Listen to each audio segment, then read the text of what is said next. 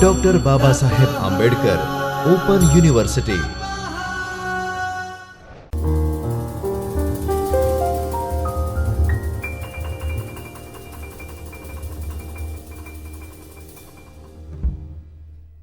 Hello my dear student, I am welcoming to all of you in the video lecture series of the Dr. Babasaheb Ambedkar Open University at Chaitanya Studio for the course of BBA regular in the subject Financial Management Block 2 Unit number 1 Cost of Capital.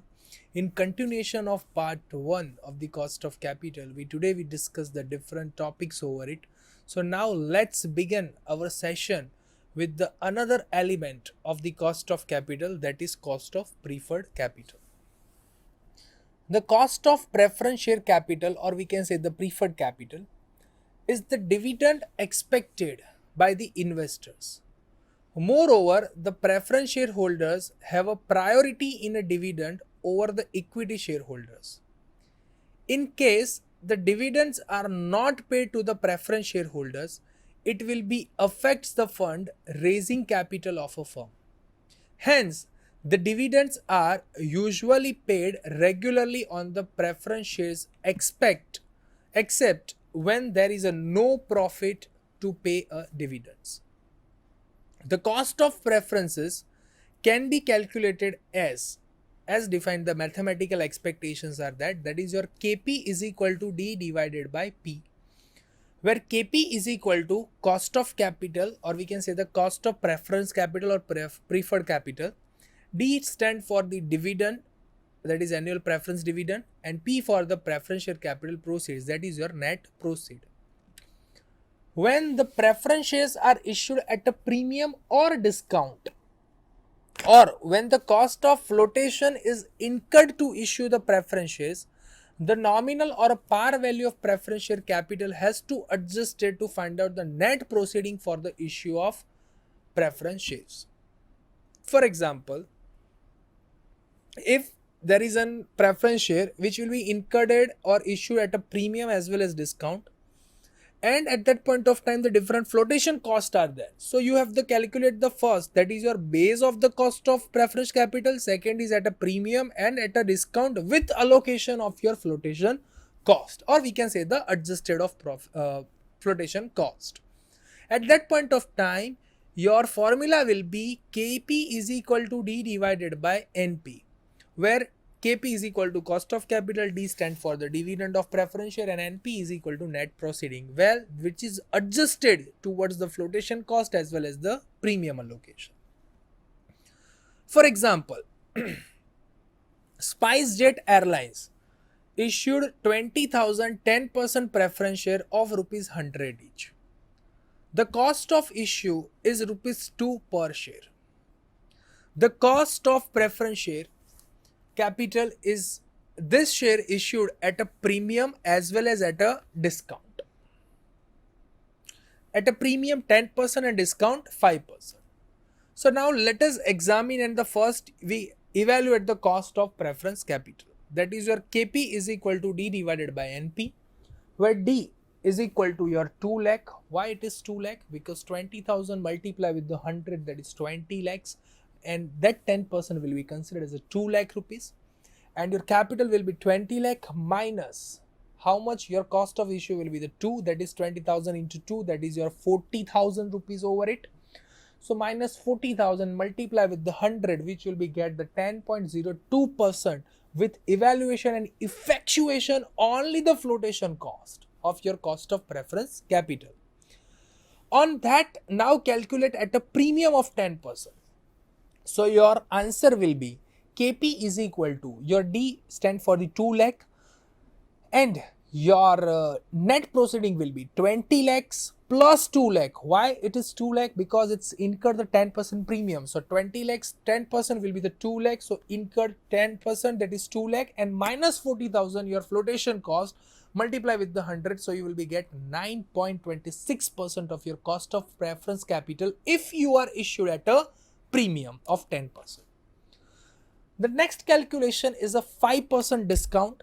So KP is equal to D less divided by the NP into 100. So D is equal to 2 lakh NP will be your 20 lakhs minus 1 lakh. Actually, it's a minus sign, but it will be the graded for the plus sign. So this is a minus sign of it.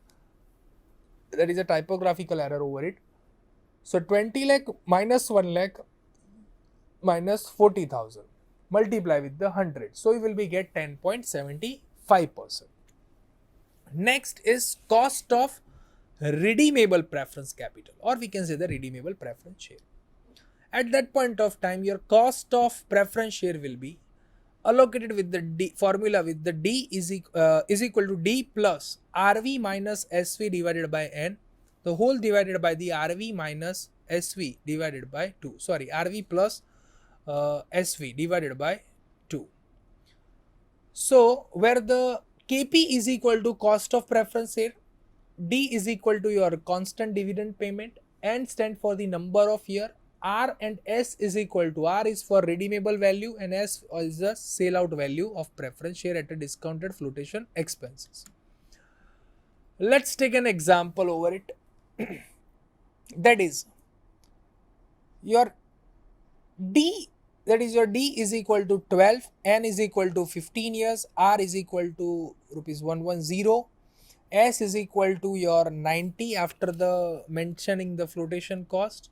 So your answer will be accordingly it. Now in a formula, that is a minor typographical error, in that in the dividation portion, that is RV plus SV divided by 2. So here your D is equal to 12, R is equal to 110 and S is equal to 90, N is equal to 15, so divided by 15, and whole projection will be 110 plus 90 divided by 2. So then you will be get 13.33% of your cost of redeemable preference share. Now the next topic is, that is cost of debt. The cost of debt is the rate of interest payable on a debt capital obtained through the issue of debentures. The issue of debentures involve a number of flotation charges such as printing of prospectus, advertisement, underwriting, brokerage, etc. Again, the debenture can be issued at a par or at the time the below the par, that is discount, or maybe at a premium.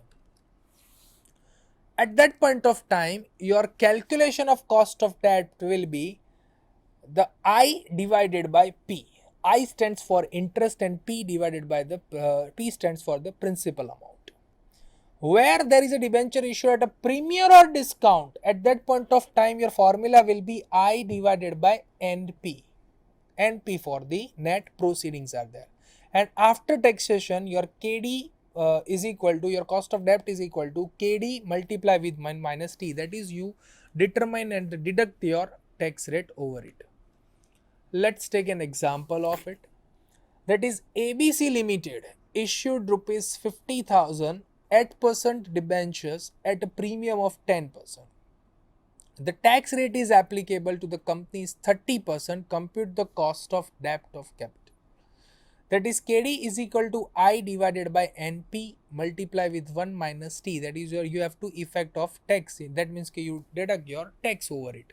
So 4,000 divided by 50,000 multiply with 0.70. Why 0.70? That is 1 minus 0.30. So your answer will be 5.60% of it. Now let's take an assumption of cost of capital. So majorly we discuss all the 4 types of elements of the cost of capital. That is your cost of equity, cost of retained earnings, cost of preferred capital, and cost of debt. Now let's take an assumption of cost of capital. First assumption is, that is each new investment is deemed to be financed from a pool of fund in which the various sources of long-term financing are represented in a proportion in which they are found in the capital structure. The risk characterizing the new investment proposal being considered is the same as a different types of the risk categorized in existing investment of the firm. In other words, we can say that the adoption of the new investment proposal will not change in the risk complexion of the firm. Next assumption is the capital structure of the firm will not be affected by the new investments. This means that the firm will continue to pursue the same financial policy over the year. In general, if the firm used and different sources, that is number of different sources of the funds are there to finance, the cost of capital were the average cost of capital. At that point of time, your measurable the three main elements, that is Ka, that is average of cost of capital, P, that is a proportion of the sources of finance, and K4 stands for the cost of first source of finance. So these are the different assumption to determination of the cost of capital. Next is classification of cost of capital.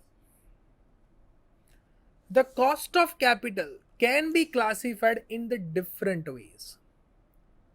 Majorly there are the four classification are there. That is explicit cost and implicit cost, historical cost and future cost, cost of capital and capital structure, specific cost and composite cost. So these are the main four classifications are there while we are determining the cost of capital. Let's discuss the first classification, that is explicit cost and implicit cost. The explicit cost refers to the discount rate which equates the present value of cash inflow with the present value of cash outflow. Thus, the explicit cost is the internal rate of return which a company pay for procuring the required finance or the procuring the funds. The implicit cost represent the rate of return which can be earned by investing the capital alternative investment. The concept of opportunity cost gives the rise to the implicit cost, and the implicit cost represent the cost of the opportunity foregone in order to take up a particular project. So this is the first classification, that is explicit cost and implicit cost. Now let's take a second classification detail, that is historical cost and the future cost. The historical cost represent the cost which has already been incurred for financing the project. It is computed on the basis of the past data collected. That's why it is treated as a historical cost. The future cost represent the expected cost of fund to raise the finance of a project. The historical cost is ultimately significant since to help to the projection of the future cost and in providing the appraisal of the past financial performance by comparison with the standard or predetermined cost. In the cost of capital, your financial decision, investment decision are the most important decisions are there. And for taking the financial decision, the future cost are the more relevant than your historical cost. The historical costs are only of the historical value and not useful for the cost control purpose are there. So this is what, my dear friend, that is another classification, that is a historical cost and the future cost. Third major type, that is specific cost and composite cost. The specific cost, it refers to the cost of the specific source of capital, which composite cost refers to the combined cost of the various source of capital.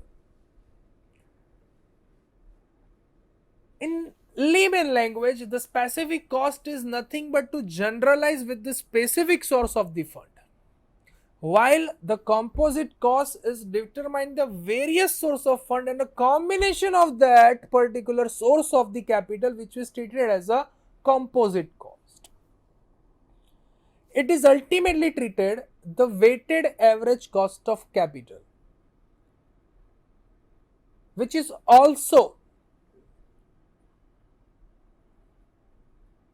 termed as the overall cost of capital.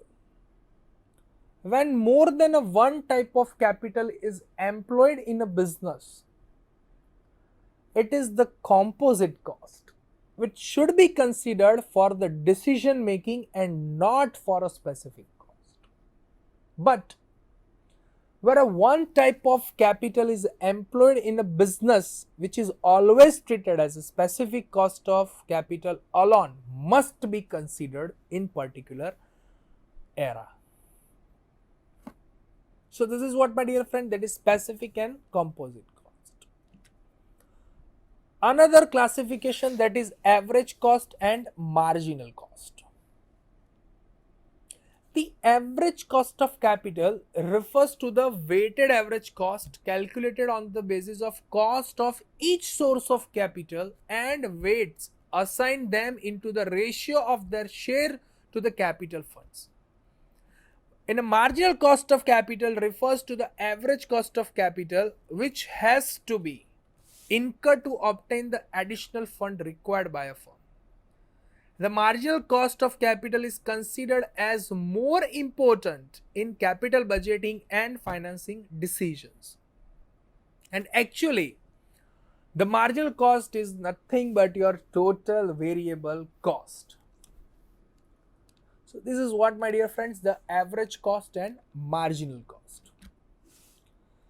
On the above note, let us discuss the weighted average cost of capital, or we can say the weighted cost of capital.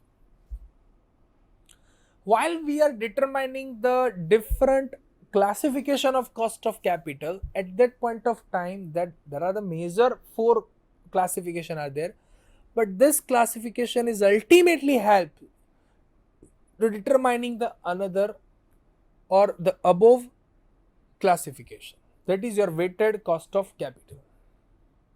The weighted average cost of capital is termed as an average cost of company's finance, that is considered your equity, preference share, debenture, bank loan, etc. Retained earnings also are there. So weighted according to the proportion each element bear to the total capital weight, usually based on the market valuation or current yield and the cost after the tax, which is treated as the weighted average cost of capital.